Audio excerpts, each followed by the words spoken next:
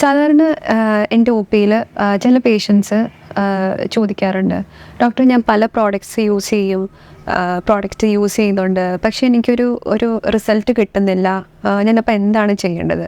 അപ്പം നമ്മൾ കൂടുതൽ ഇവരെ കുറേ ചോദ്യങ്ങൾ ചോദിച്ചു കഴിയുമ്പോൾ നമുക്ക് മനസ്സിലാക്കാം ഇവർക്ക് സ്ട്രെസ് ഒരു ഇമ്പോർട്ടൻറ്റ് ഫാക്ടറാണ്.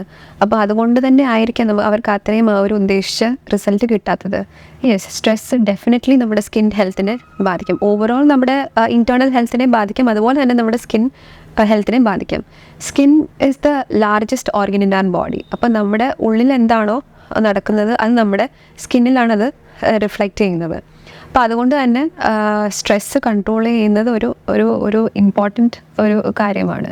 അപ്പോൾ ആദ്യം തന്നെ നമുക്ക് നോക്കാം എന്തൊക്കെ നമ്മുടെ സ്ട്രെസ്സ് കാരണം എന്തൊക്കെ ചേഞ്ചസ് നമ്മുടെ സ്കിന്നിലുണ്ടാകുന്നു. പേഷ്യൻസിന് സാധാരണ ഡൾ സ്കിൻ, ഡ്രൈ സ്കിൻ ഉണ്ടാവാറുണ്ട്. പല സ്കിൻ കണ്ടീഷൻസ്, എക്സിസ്റ്റിംഗ് ആയിട്ടുള്ള skin conditions like example eczema എന്ന് പറഞ്ഞാൽ അലർജിക് കണ്ടീഷനാണ്. സോറിയാസിസ്, അലോപേഷ്യ ഏരിയേറ്റ, വട്ടത്തിൽ മുടി പൊഴിച്ചിലുണ്ടാകുക, ഇങ്ങനത്തെ കേസൊക്കെ സ്ട്രെസ്സുമായിട്ട് ഒരുപാട് റിലേറ്റഡ് ആണ്. അതുകൂടാതെ സ്ട്രെസ്സ്, നമ്മുടെ ബോഡിയിൽ സ്ട്രെസ്സ് ഉണ്ടാകുമ്പോൾ സ്ട്രെസ് ഹോർമോൺ ഉണ്ട്, കോർട്ടിസോൾ എന്ന് പറഞ്ഞ ഹോർമോൺ കൂടുന്നു. അത് കാരണം ഇൻഡയറക്റ്റ്ലി നമ്മുടെ ഓയിൽ പ്രൊഡ്യൂസ് ചെയ്യുന്നത് കൂടും. നമ്മുടെ സെബേഷ്യസ് ഗ്ലാൻസിനെ ട്രിഗർ ചെയ്ത് ഓയിൽ അല്ലെങ്കിൽ സിബം പ്രൊഡ്യൂസ് ചെയ്യുന്നു. അത് കാരണം ആക്നെ ഉണ്ടാകുന്നു. സ്ട്രെസ് ഹോർമോൺ നമ്മുടെ കൊലാജൻ, ഇലാസ്റ്റിനെ പെട്ടെന്ന് ബ്രേക്ക് ഡൗൺ അതിനായിട്ട് അത് കൂടുതൽ പ്രൊമോട്ട് ചെയ്യുന്നു. അതുകൊണ്ട് തന്നെ നമ്മുടെ പല ചേഞ്ചസ് നമ്മുടെ സ്കിന്നിൽ നോട്ടീസ് ചെയ്യാം.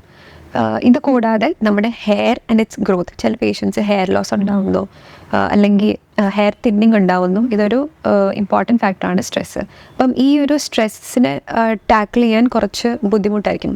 അതുകൂടാതെ സ്ട്രെസ്സ് കാരണം പലരുടെയും ലൈഫ് സ്റ്റൈൽ ചേഞ്ചസ് മാറാറുണ്ട്. Like alcohol intake, smoking. ഈ ഒരു കണ്ടീഷനിൽ നമുക്ക് ഒരുപാട് സ്കിൻ ചേഞ്ചസ്, ഏജിങ് കൂട്ടാനുള്ള ഒരു കാരണമാകുന്നു. അപ്പം നമുക്ക് ഈ ഒരു സ്ട്രെസ്സിനെ മാനേജ് ചെയ്യുന്ന ഒരു ഹോളിസ്റ്റിക് അപ്രോച്ചായിട്ട് നമ്മൾ വേണം ട്രീറ്റ് ചെയ്യാനായിട്ട്. ലൈക്ക് മെഡിറ്റേഷൻ പ്രാക്ടീസ് ചെയ്യുക, yoga, daily exercise, well balanced diet and stay hydrated.